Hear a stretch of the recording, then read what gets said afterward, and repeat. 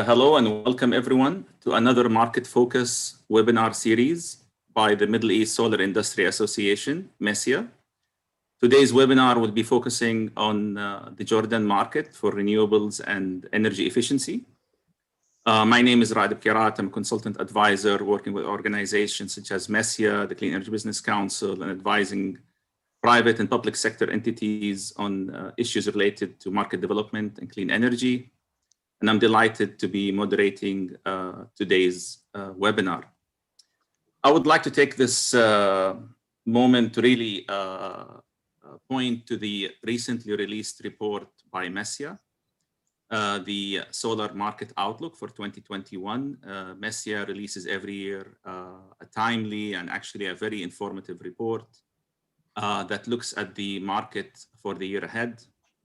As we all know, we all had a rough 2020, but we're looking for things to be picking up very quickly in 2021. And I think the report this year, as always from MESIA, is very informative and brings really up-to-date information on markets in the MENA region. Now, looking at the Jordan market for renewables and energy efficiency, as we all know, Jordan has been one of the early markets to develop in the Middle East. I recall personally my initial interaction with the market in Jordan was an invitation in late 2009, early 2010 from Hanna, who's with us on the panel, Our Energy, talking about a utility scale project, solar PV plant in southern Jordan. And really, I still have vivid recollection of the dynamics in that event, with people believing and disbelieving that this is even possible. In those days, I mean, it's very easy to forget where we come from, but in those days, the largest operating solar PV plant in the world was no more than 100 megawatts.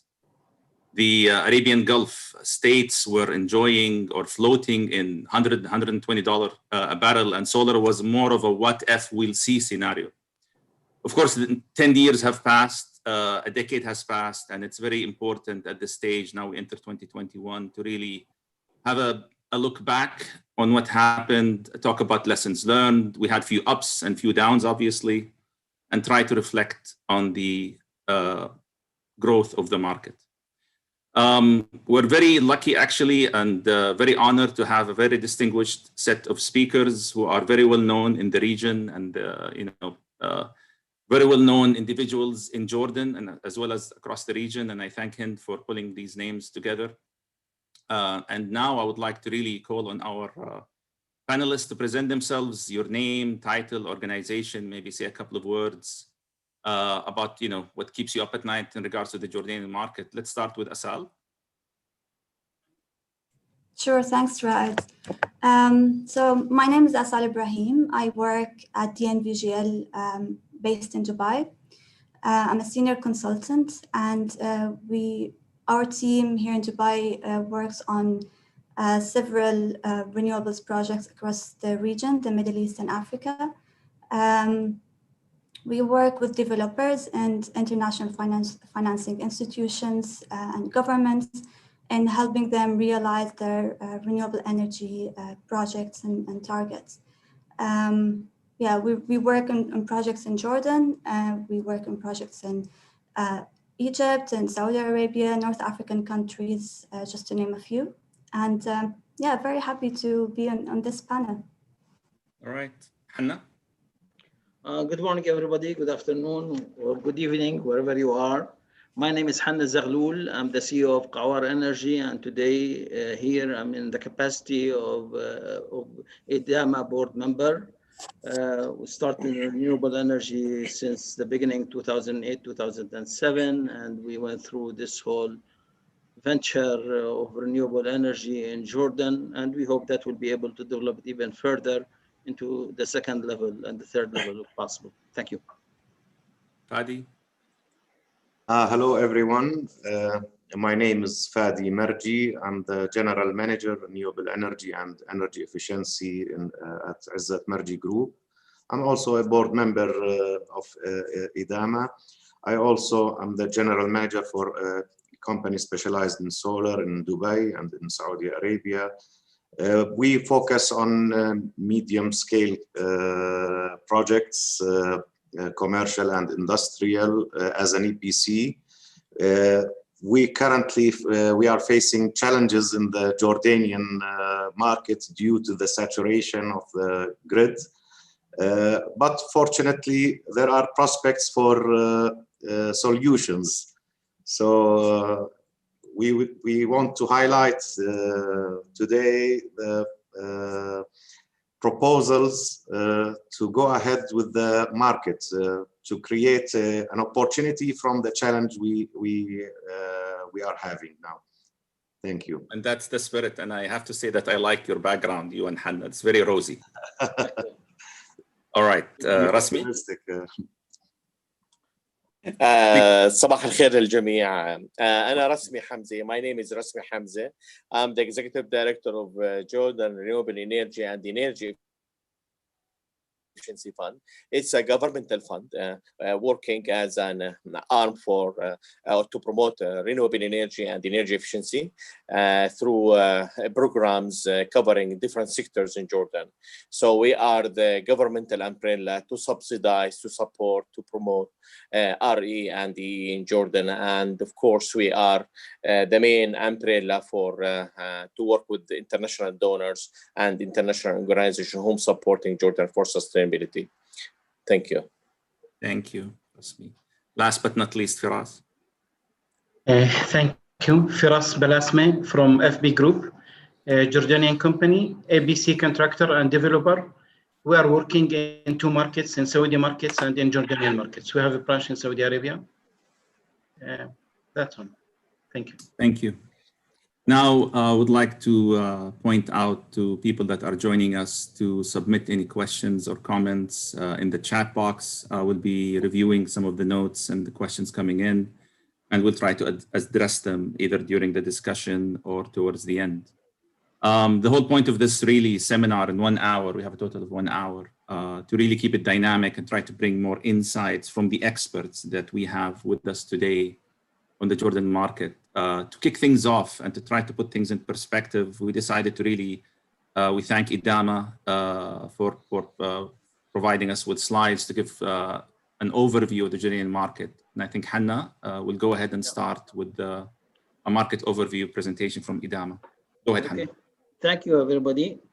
We'll give you a very brief and fast overview of the Jordanian market. Valeria, next slide, please. This is just talk about Idama. We were established in 2009, and the main objective is to create a platform for collaboration between the public and private sector on the energy, water, and environment sector, since they are totally linked to each other. Next slide, please. This is our mission and vision to privatize the energy and water sector and the environment in a way. The mission is for us to be most recognized in this. I think we have a very good footprint on this. Next slide, please. These are the main pillars that we focus on. Policy and advocacy in order to liberate the market in different ways, to have opportunity for the business development for the private sector in collaboration with the public sector, and doing so through capacity building and also focusing on CSR initiative. Next slide, please. We have over 94 members today from all sectors.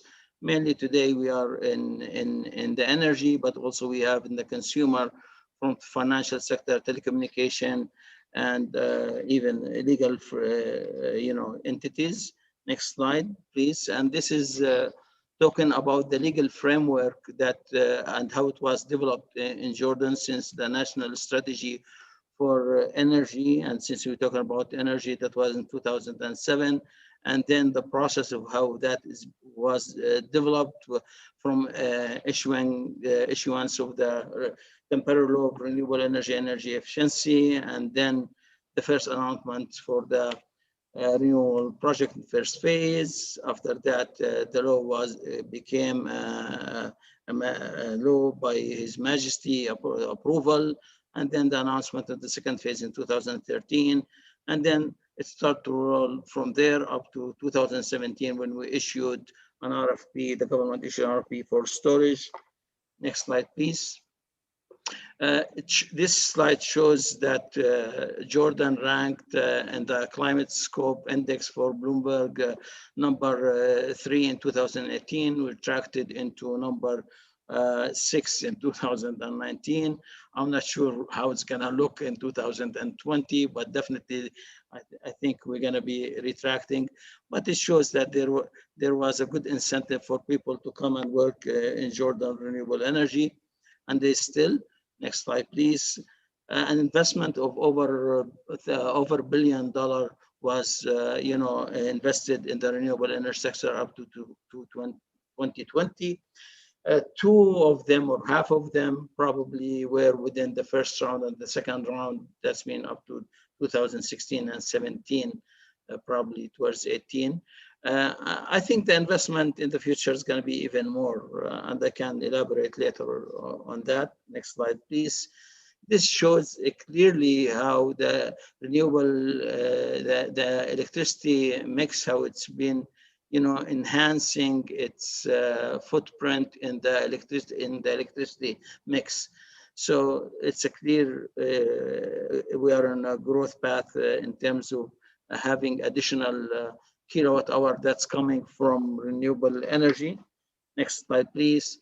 This shows round 1, round 2, round 3. The main take of that is that the prices kept on dropping drastically, almost probably half or even more between 2011 and 2013 and 2016, be it solar or even wind. And these are the rounds and how they started from announcement into actually awarding and what have you.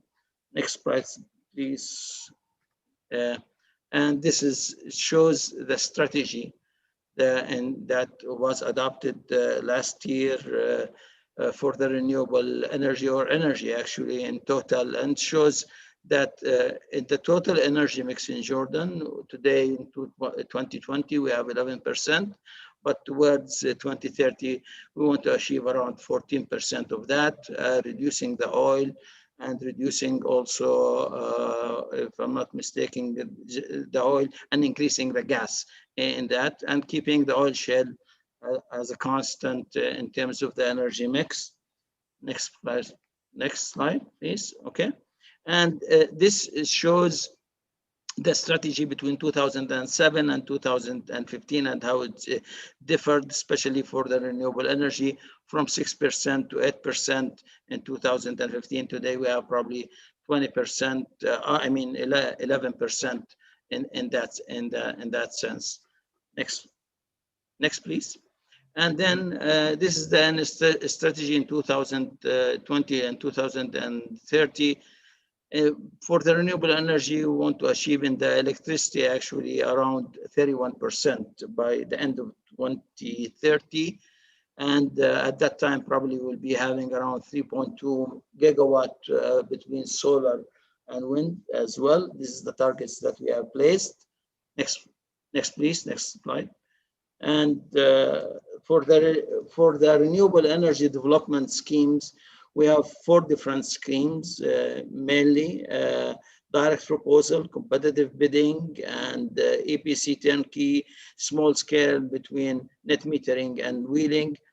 We have today between that's connected and under construction or approved around 2,400 megawatt towards the end of 2021 that will be available already. I think today out of them, there's around 1,000, says here 1,094 megawatt, but I think it's more than that. That's been connected, probably 1,400 megawatt in that sense. And these are the tracks that we collaborate. The good thing about the direct proposal, originally it used to be that anyone can present the Ministry of Energy with a proposal, and the Ministry of Energy, they need to respond back to him within 6 months, whether yes, let's move forward, or no, sorry, we declined. And I think that is still valid. But then as the government saw that there's so many people are coming and presenting a proposal, they decided to issue rounds on that. But I think as per the law and regulation, it's still valid that anyone can come with a proposal and present to the which open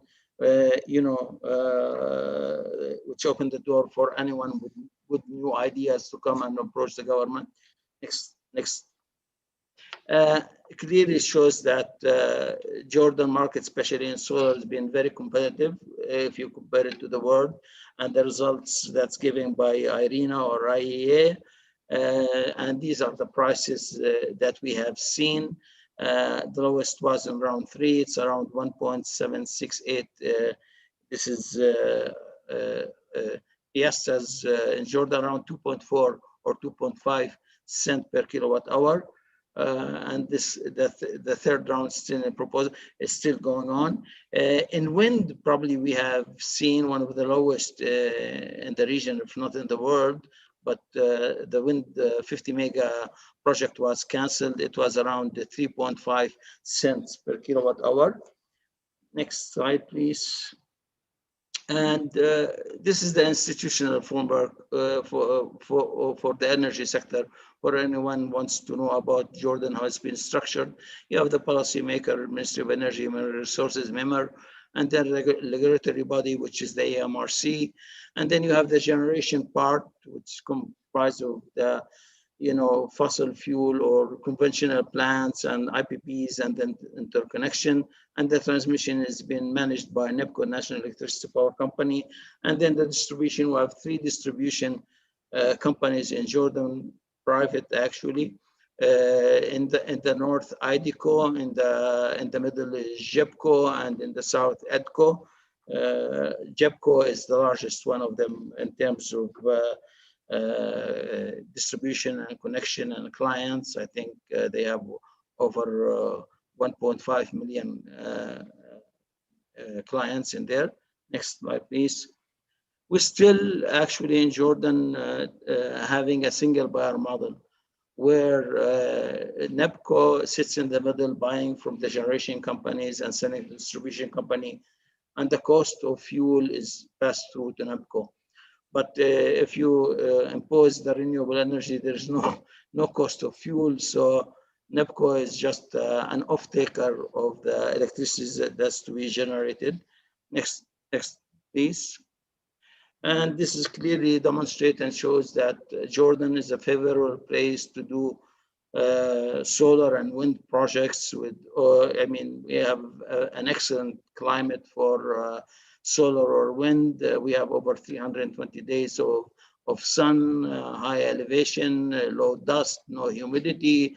So, and then you have a grid line all the way from the south up to the north, and electricity penetration of over 99% in Jordan.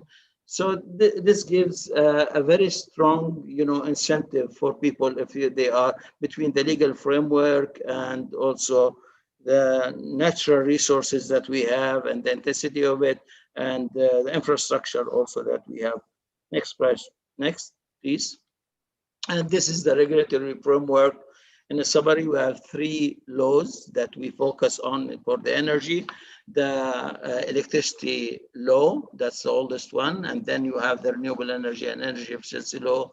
And then we have the nuclear law that we have. And in a nutshell, we have a good legal framework, a good laws that support development of the energy sector, and that's why we were able to attract all these investments. And keeping in mind, all of these investments that's been done, they were private investments. Okay, so the government was not involved in them, so these are private developers who came and did these renewable energy projects, which is great for country, for the developers. Next slide. And This is just to show the capacity factor between the renewable energy and the other traditional energies, between solar or wind. And as we all understand, the capacity factor, it's limited in the renewable energy. That's why, because of its intermittency, and also that's why it drives other type of opportunities, let's say, which is storage, grid management, software, and other opportunity that might open to you different than the conventional type of energy that we have. Next. And within the renewable energy efficiency law, there was an entity that was created, which is the Jordan Renewable Energy and Energy Efficiency Fund. Today it's headed by Dr. Dr. Rasmi, and probably he can elaborate and talk more about what he's doing. They've been doing a great job in spreading renewable energy and energy efficiency on different sectors: household, industrial, tourism, and agriculture. Next slide. Thank you, Hanna. I think this is yeah. I think from here, let Dr. Rasmi take over. And thank you. Okay, thank you very much. Thank you for the overview from Idama. I think it covered a lot of the points that we need to discuss and go in some level of depth on some of these points. Before we go into and go deep on the renewable side, I think, as you suggested, if we have Dr. Rasmi still with us, I don't see him on the screen. He can maybe introduce JREEF and what is happening. All right, I think he disconnected. He will plug back in. Then let me start and try to, there are many points to cover, and I think it's important that we try to guide the discussion.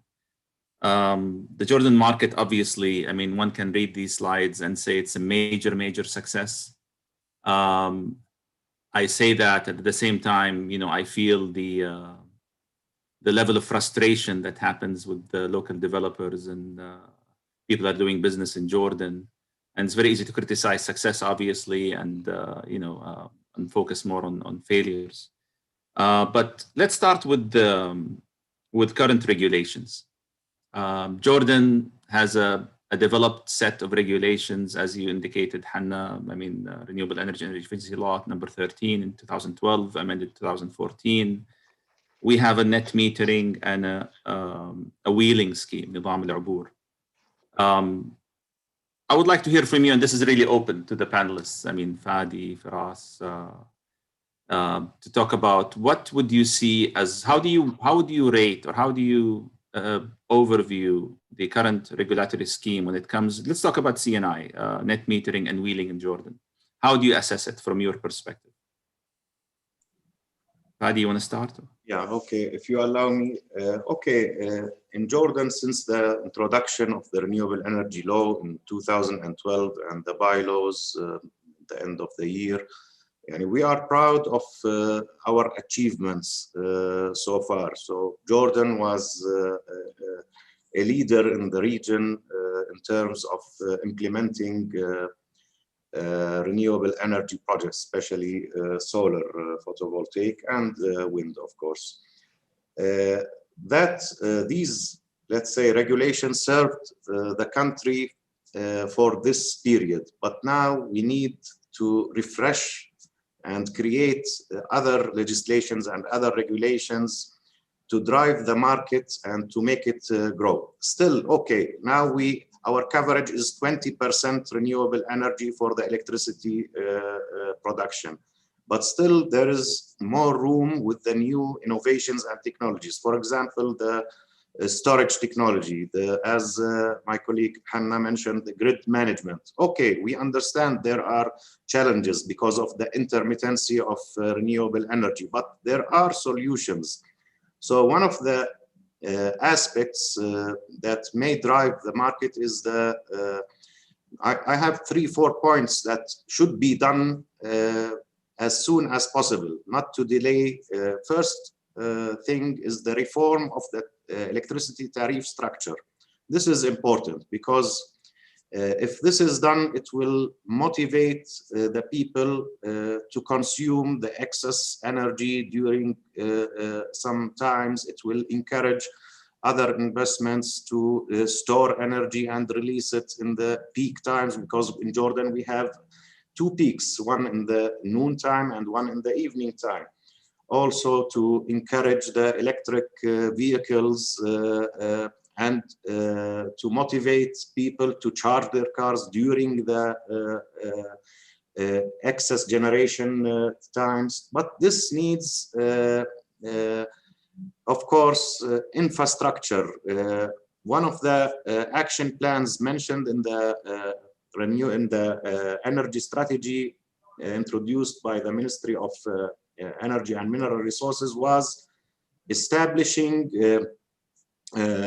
plans to change to smart meters by 2022, which is, so if the establishment of plans will take 3 years or 2.5 years. So what about the implementation? So we need this to be pushed forward and to be really implemented as soon as possible. Second matter is the reform of the electricity tariff structure, because our tariff is distorted. Some consumers categories, they pay $6-7 cents per kilowatt hour, and others pays almost $40 cents. And this has to be reformed in one way or another.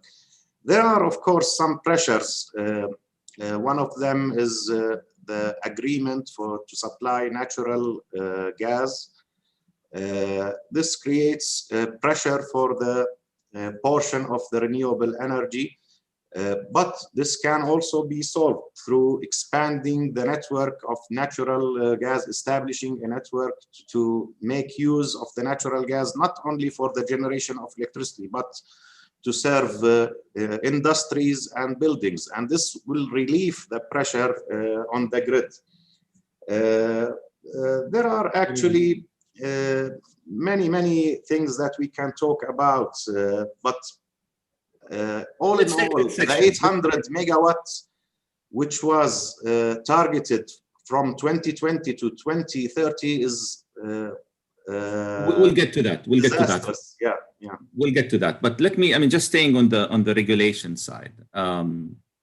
What is the position of storage and net metering and wheeling? Is storage allowed on the grid by JEPCO or NEPCO? Is it allowed by? According to the strategy, I want to be optimistic. It was mentioned that legislation for the storage will be introduced by the end of 2020. But now, okay, last year ended, but nothing was on the ground. Hopefully, because of the health situation and the COVID-19 situation, okay, we can accept delays for a few months, but not more. So these legislations should be introduced as soon as possible. So we expect to see regulation that covers storage implemented on the low voltage grid in Jordan. So people can install it as part of their net metering scheme or wheeling, and that should free up capacity for feeding at night. I mean, the argument is that during the day there is too much solar on the grid, but that can be shifted at night. And we see, of course, the price of storage coming down. Yeah, definitely. This is one of the main drivers for the market to increase the 800 megawatts portion, because 800 divide 800 by 10 years, so it's 80 megawatts per year. This is nothing really. Sure. We'll get to that. Any other comments, Asal, Firas, Hanna, on storage, on net metering and wheeling? Nothing at all. Nothing to add. Yes. تمام. هلا يعني okay. Now just I want to cover a few grounds as much as possible. Exactly. Yes. I mean, as we know, obviously there is a quite strong implementation of net metering and wheeling. Although it's capped at 1 megawatt, there are few small projects, and they're moving out to lands that are more expensive, and there are activity more on the small scale in that regard. With direct proposals, Hanna, you mentioned that the government receives direct proposals. What's the mechanism to that? If a developer, international developer, and there is one of the questions that came through, wants to submit a proposal to the government, do they start with NEPCO, MEMR, EMRC? Where does it start with the direct proposal? Originally, it starts with the Ministry of Energy. Okay. Okay. So if someone has a proposal, he can approach the Ministry of Energy. And as per the law and instruction, as far as I remember, and I didn't see that there were any changes on that, the ministry or the entity that handle it, they have 6 months to respond to this developer, okay? And the response either is gonna be whether yes, let's move and evaluate further and see, or no, we regret that we will not be able to do that. And normally these days, it's even less than 6 months. But that opportunity, that door is still open as a direct proposal, okay? Especially for projects that probably outside of solar and wind, okay? Because we have adapted, round 1, round 2, and round 3 for the solar and wind more than anything else, okay? Very well. I want to move now to the policy and strategy, and Fadi had alluded to the energy strategy that was presented. And I want to tie that into what is driving this strategy really. I mean, I feel on one hand, there is the actual demand in Jordan, but on the other hand, really it's driven by a historical old energy market structure that we live with in Jordan, to be honest. Because, I mean, if you look at the numbers, and I have to agree with you, Fadi, if you look at these numbers, you can't help but get a bad feeling about the projections that are provided. I mean, when we talk about in 2030, for any country in the world to show 58%, was that right, oil? I mean, if I close my eyes and I see this graph, I would think this is a projection in 2007 from Saudi Arabia, looking at 2012. But to say this is a projection for a country as advanced as Jordan in renewables, we're hitting 20% renewables, and we're projecting 52%, 58% oil, and we have no oil in 2030 is honestly shocking. And I know there was criticism of the strategy, and to be honest with you, I looked at the numbers right now and I'm shocked. I'm still getting a weird feeling about it. Gas 21%, oil shale 8%, renewable 11%, coal 2%. I mean, I believe in diversity, but definitely the projection. Let's talk about the energy strategy and let's talk about it. Let's try to criticize it in a positive way. I don't mean to be negative about it. And I agree with you, Fadi. I mean, 800 megawatt in 10 years for the momentum that's been created in Jordan, it doesn't make sense. I mean, the strategy, the numbers don't make sense. So please explain it to me and help me understand it. Okay, I want to highlight some figures about the Jordan extracted from NEPCO Annual Report 2019. The peak power was registered in 2019, 3,380 megawatts. The production capacity was 5.6 gigawatts. The energy sold was 18,800 gigawatt hours. This is 2019. This is in 2019. And the average cost dropped to 83 fils, which is around 11-12 dollar cents per kilowatt hour. The generation capacity energy was 21,000 gigawatt hours. 99% was based on natural gas, and the portion of renewable energy coverage was 15%. Now I would say more or less, or by the end of the year, it will reach 20%. And according to the energy strategy, this portion would increase from 13-14% in 2019 to 31% by 2030 for the production of electricity, because here we need to differentiate for the energy strategy for the primary energy demand in Jordan or the generation for electricity. And the strategy focused, they had, let's say, 4 main streams or concerns. One of them is energy security, second, reducing the cost, and the third was the sustainability, and the fourth was depending on local resources. And the intention was to for dependency on the local resources to be increased from 15% in 2019 to 48.5% in 2030. Of course, we should mention that one of the projects which will soon be launched, Al-Attarat, for oil shale, 470 megawatts, and it will contribute by 15% in the energy mix. So Fadi, I mean, just to keep things streamlined here, what are you saying? You're saying the numbers in the energy strategy? Oh, okay. Just, I mean, we'll talk about COVID, and I want to discuss what happened because there are a lot of developers that are saying what's happening in the Jordanian market and the trust level in the PPA. Okay, what I mean is that we can change this these objectives.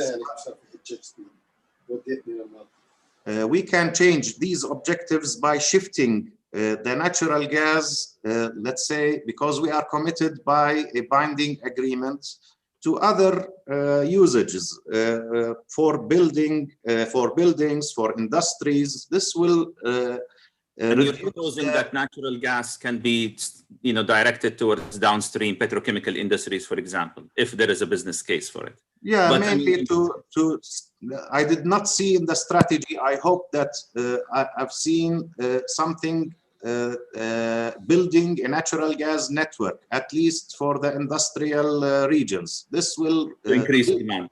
This will help. This will reduce the pressure on the electricity sector, because I agree. Those agreements are binding. Very well. Yeah. Second thing is to okay, we have extra energy in certain times. Okay, let's encourage people. Let's modify the legislations to encourage people, to motivate them to consume this extra energy, this excess energy during peak times. Fourth thing, load shifting. Let's motivate people and developers to build projects for energy storage, and not only energy storage. When you talk about grid stability, there are multiple usages other than load shifting. You have frequency control, voltage control, and other many benefits of the energy storage. Let's be honest. Let's cancel any plans for the nuclear development. So let's on the table. So now it's observed that in 2022, for example, Germany will have 0 nuclear power, and everyone is shifting off, and we are heading towards this, and this will increase the problem.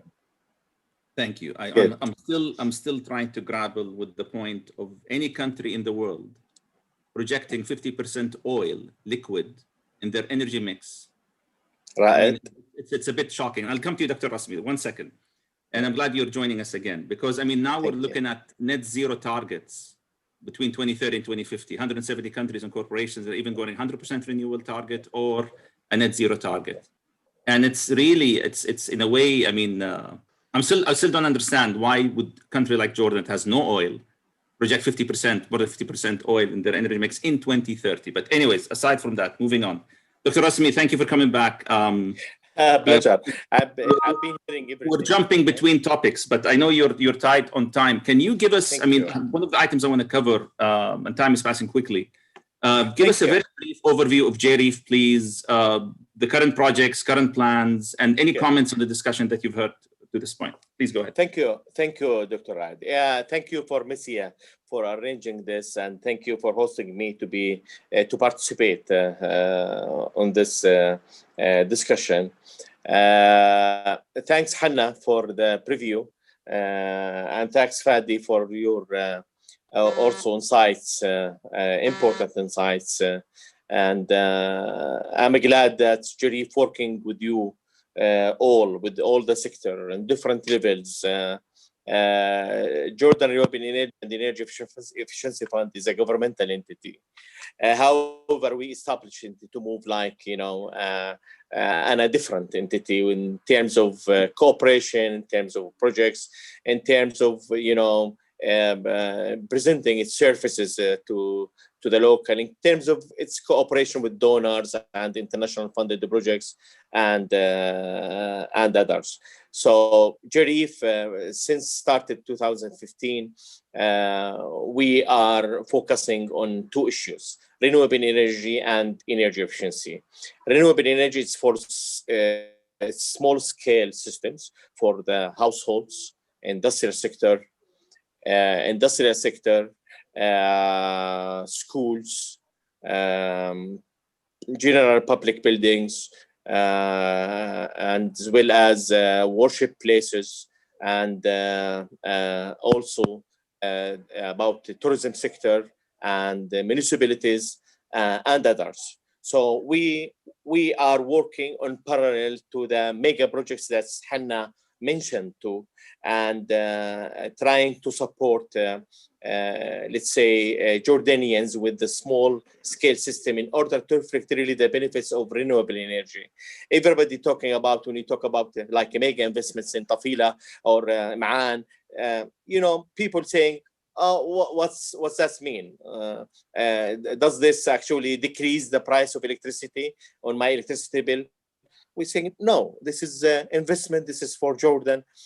However, through installing PV system in their rooftop for different level of people, this way they can really be part of the project. And we are aiming to create socio-economic impact on our project directly to the people, to the Jordanian people. Let's say for the households, we are supporting and subsidizing financially the smallest rooftops, as well as for the solar water heater. Until now, we installed 30,000 solar water heater on the rooftops of Jordanian. Solar water heater, that's mean 20 JD decrease on their electricity bill. It's direct impact and direct tangible impact on different families, and covering, of course, with this gender issue, considering that's the women are managing families and they are impacting from hot water or cold water. So Jarif is trying really to, in parallel projects with mega projects. However, Jarif focusing on small scale projects and creating that kind of socio-economic impact, and including also working with the local companies, local Jordanian energy companies, as well as renewable energy and energy efficiency and renewable energy companies, because our project is considering two parts: energy efficiency first and renewable energy at the same time. And trying to spread out through our awareness campaign that's always energy efficiency, it should be implemented in the first stages. For example, for this, we implemented a stage of for hotels in Petra and its energy efficiency mitigations. And this project costs around 3.5 million. And actually, the saving on their energy bill annually has been 40 to 60%. And now we are implementing another shot in Aqaba this year with a cost of up to 4 million GOD and targeting 3 stars hotels, not 5 stars hotels. With this saying that working with to achieve the Jordan goals, objectives in terms of energy efficiency and renewable energy, as well as to support achieving goals of the strategy, energy strategy that been launched last year, 2020-2030. Jarif is working with different levels, with local communities, with local CPOs, with the local governance, working with the private sector. And again, here I would like to highlight that the mega projects and the success of Jordan with mega projects of renewable energy, this is a success story for our private sector, as same as for the governmental sector.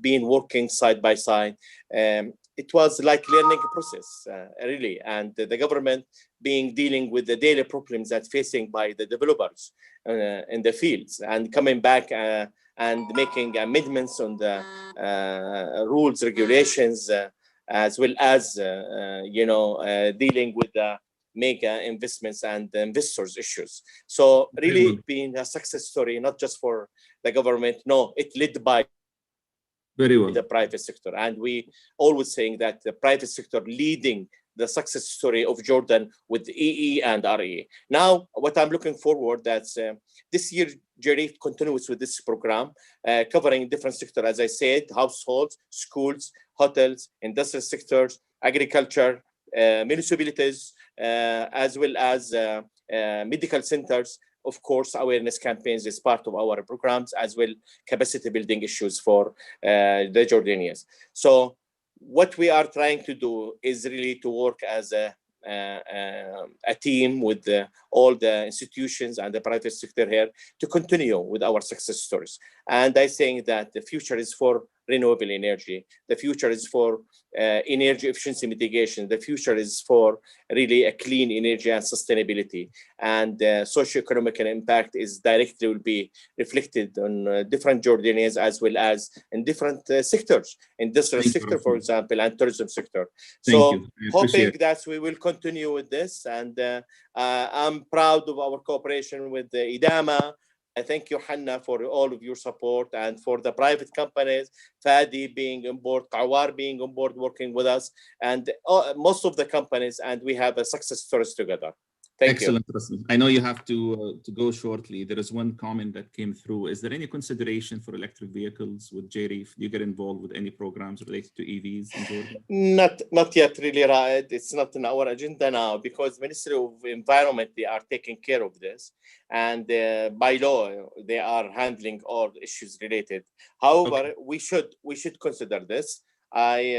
I hope that next year we will start thinking of, for example, charging stations, electricity charging station distributed around, Jordan regions, because this is one of the main issues that will encourage Jordanians to go to the electricity vehicle. But this is important, and this is the future. Thank you, Rasmi. I want to go back to a point, because that's really the crux of this whole thing. I mean, we're talking about the Jordan market being saturated, and I said something wrong. Thank you for correcting me, Fadi.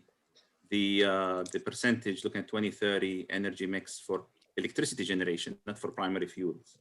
The liquid I was talking about was more primary fuel mix in 2030, but for electricity, we're looking at 53% natural gas, shale oil, 1%. Thank you. This is very good. And renewables being 31% of the 3.2 gigawatts percentage-wise for electricity generation. Can I leave? Thank you, everybody. Thank you. I have to leave. Time, Thank you, Messia. Yeah. Thank you. Bye-bye. Best wishes. Is there any discussion, and maybe I want to ask Asal and Firas to step in here. Is there any discussion or a dialogue through IDAMA or through any of the organizations to really present a roadmap paper to the government that try to minimize any dependency on liquid fuels, minimize any dependency on hydrocarbons, be it derived from shale oil or even natural gas, and shift that to power generation? Fadi mentioned one example that we can move natural gas to petrochem or use it for industrial usage, be it cement industry, kilns, or what have you, and try to shift the fuels and to different sectors other than power generation. Any comments on this, please? Because this is the crux of this whole topic that we're talking about. How do you expand the market? You have a very strong momentum, very strong skill set in the market, very experienced local developers, interest from international developers. How do you build on that? So, right, to understand your question correctly, are you asking if there's any roadmap that tackles the transition from or transferring some of the oil or a fossil fuel How do we with the create more resources. demand for renewables in Jordan? Looking at the perceived saturation on the grid, looking at the green corridor that's been expanded, where do we generate demand using solar and wind? I think so. To tackle to reach that point, we need to see what is limiting that move. And what is limiting now, as we all know, is mostly grid-related issues, right? It's the grid limitations. And if we look at the current plans for regional grid interconnection, for example, or if generally speaking, if we look at the rising power demand and increased variable renewable generation, this will result in an increased grid interconnection plans as well between the maybe the Gulf nations and the rest of the Middle East. And such cooperation, if it materializes, will have to overcome different technical or will overcome different technical challenges and will allow more renewable projects integration. Are you talking about electrical infrastructure, network connection with neighboring countries like Iraq, Saudi Arabia, so, Syria? for example, for Jordan, we recently saw the news of an MOU being signed between KSA and Jordan for 164 kilometers power grid project, which will link Qurayat with the east of Amman. That project, if it happens, is a great start and a promising project that will allow Jordan to increase the renewable energy targets in the coming years. Do you see it as a shortcoming that there is no regional organization that looks at the interconnectivity between countries? I mean, I see my impression, and I was part of some of these discussions, it's always ad hoc. It's always one minister meeting another minister, they sign an MOU, and maybe something happens, but there is no regional hub that looks at a regional electricity market, because this could be the driving force for balancing excess generation and tying it with excess demand in the region. Well, yeah, if we look at the regional national plans, and I'm referring here to the DNVGL Energy Transition Outlook, some examples, for example, Egypt aims to obtain 42% of its electricity from renewables by 2035. Turkey targets 50% renewable power by 2023. Saudi Arabia targets 30%, is calling for 44%. So those plans will have to drive this transition. And I would also mention the forecast for 2050 electricity mix, which will most likely be dominated by solar PV and natural gas and onshore wind. We see, for example, wind's contribution reaching 26% of the total energy mix by 2050, and solar PV would see the largest relative increase by 178-fold by 2050, and is expected to reach 35% of the total energy mix. So for those plans to happen, there must be a coordinated effort between countries and governments to focus on regional grid interconnection and the storage technologies as well for more renewables energy penetration. There must also be some regulatory moves, like Fadi mentioned, for example, reducing fossil fuel subsidies and introducing a price on carbon, which will result in more focus on renewables. The private sector has a role to play as well by continuing to innovate in financing schemes and PPA structures to maintain driving renewable energy projects. So I think it's not one entity or one government or one country. It's a global challenge, and it's a global goal. And I hope that regionally there will be more coordinated efforts to overcome those challenges.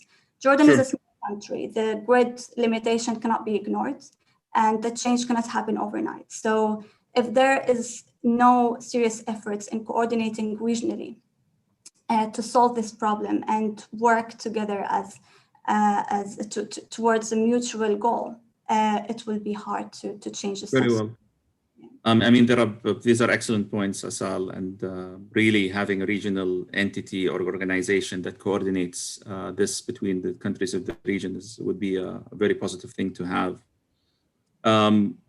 There are a couple of points that relate to this. Obviously, renewable solar is so cheap, and wind. I mean, when you're sub 3 cents, really, you can do whatever you want with the electricity. And looking at the Green New Deal, so-called Green New Deal in Europe, Europe is looking at pumping hundreds of billions, trillions of dollars in Green New Deal. A lot of it is mobility. A lot of it is green hydrogen. In the Middle East, I thought Jordan would be in the forefront of trying to make a deal with the private sector, even governmental entities in Europe, to try to attract some of that funding. Funding obviously is for European companies, but these companies need to markets, need skill set, need factories to really build their projects. And in the Middle East, the country that's making progress in that direction, honestly, is Morocco.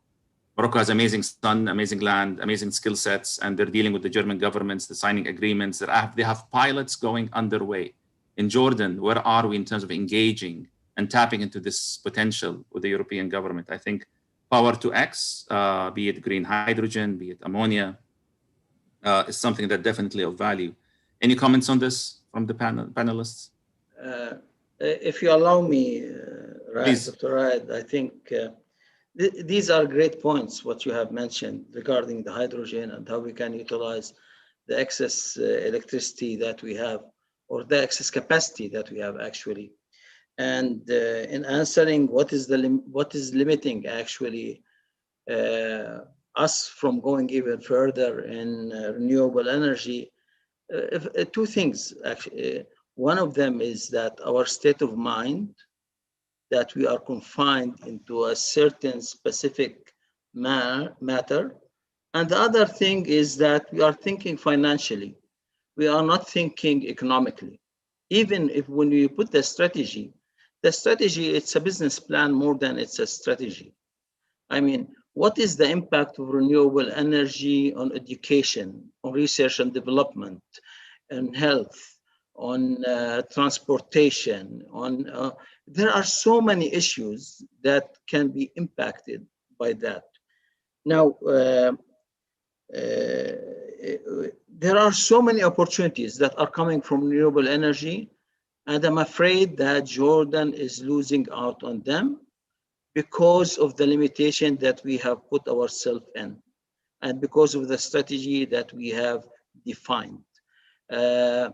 In fact, everybody talks about our excess capacity. In reality, we don't have an excess capacity. Okay, I'll give you an example. In September 8th, 2020, our day peak load, it was 3,540 megawatt.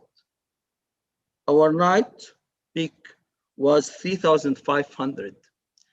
Believe it or not, because that we have around 600 mega of net metering and wheeling solar, our peak would be much higher than 3,540. And at that time, if we didn't have them, most likely either we have to go to a programmable shutdowns, because if you add the 600 over the 3,540, talking about 4,000 something, or a blackout. Very simple. Today, and this is during COVID, not all the sectors are working at full scale to consume electricity.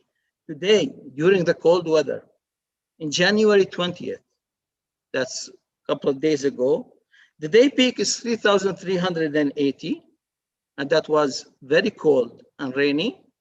The night, 3,590. It's much higher.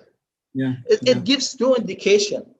Yeah. In fact, when we calculate the capacity, you need to take in consideration the capacity factor of renewable energy.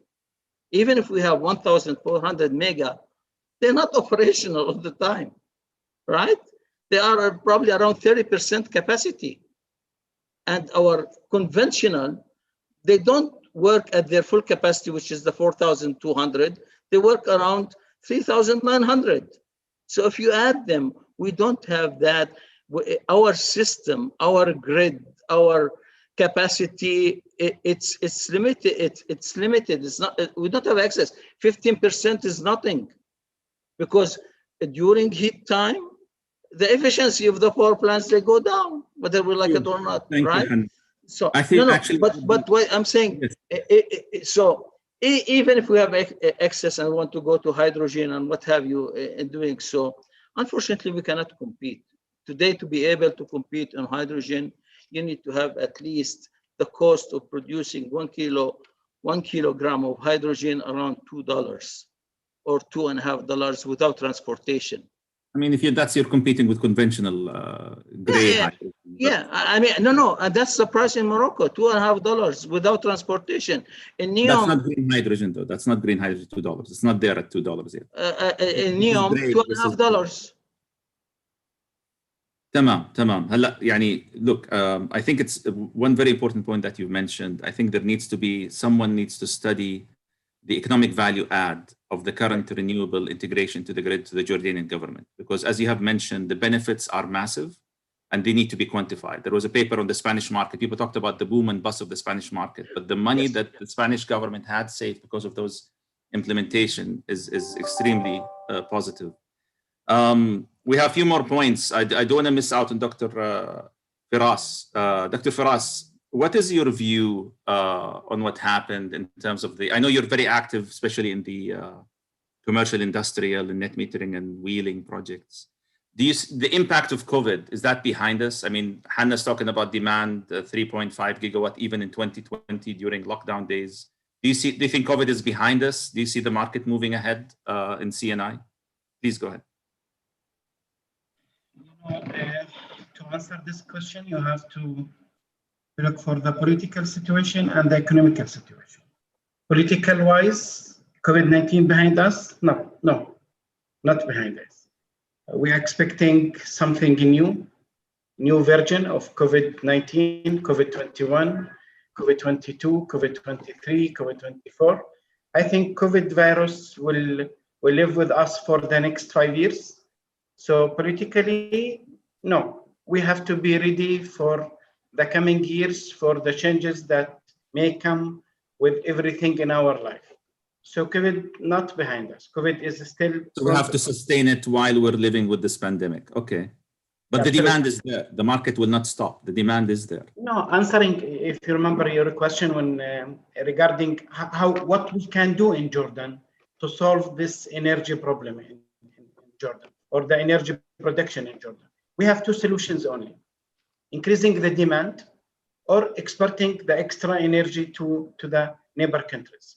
Very well. Increasing the demands, we have to increase the number of the factories that can consume this energy. So is there any policy in Jordan that promoting or encouraging to increase the factories or to increase the industry in Jordan? The answer is no. So we don't do that. So the economic incentives have to go to really... No, absolutely at all. Even we have some factories that they left Jordan and they went to neighbor countries. They went to Egypt, to Iraq, to different countries.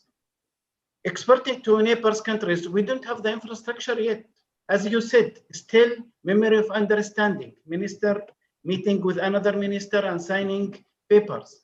Actual works on the ground, nothing at all is happening. Politically, are we allowed? This is another question. Even if we will start today, for example, to do the interconnection with Iraq or with Saudi Arabia, we need minimum from 3 to 4 years. Yes. If we will start today. So again, my only point that no one looking for the big picture. Everyone is looking for small details and talking about some small problem. But the main issue is in the main picture. The big picture is if we see the big picture, we will have the answers for any question. Very well, very well. I'm afraid we're already over time. Really, I mean, we can spend hours talking about Jordanian markets. Really, a very interesting and a very well-developed market. I think general message is that the government needs to work closer with the private sector and really open up on the challenges and constraints. I mean, there are, as was mentioned by the panelists today, there are no secrets. We're all aware of the situation. We're all aware of the challenges that we have, but we also, at the same time, we stand here and we see opportunities, significant opportunities that can be built on, and really the execution arm of the government plans can be the private sector. And once we define those projects, define the regulatory and policies around it, investments are out there, and not, especially now. I mean, we're talking about green trillions of dollars being pumped in Japan, Europe, and North America, looking for deployment. And our government, with the help of the private sector, have to put strong focus really on looking at and building those plans and trying to have tap into those resources and not just worry about the immediate problems that we have. I can't say anything more. This was wonderful. I enjoyed it. I hope the information was useful to the audience. I would like to thank our panelists for their time, and shukran. يعطيكم العافية. Thank you. Thank you, everybody. Thank you.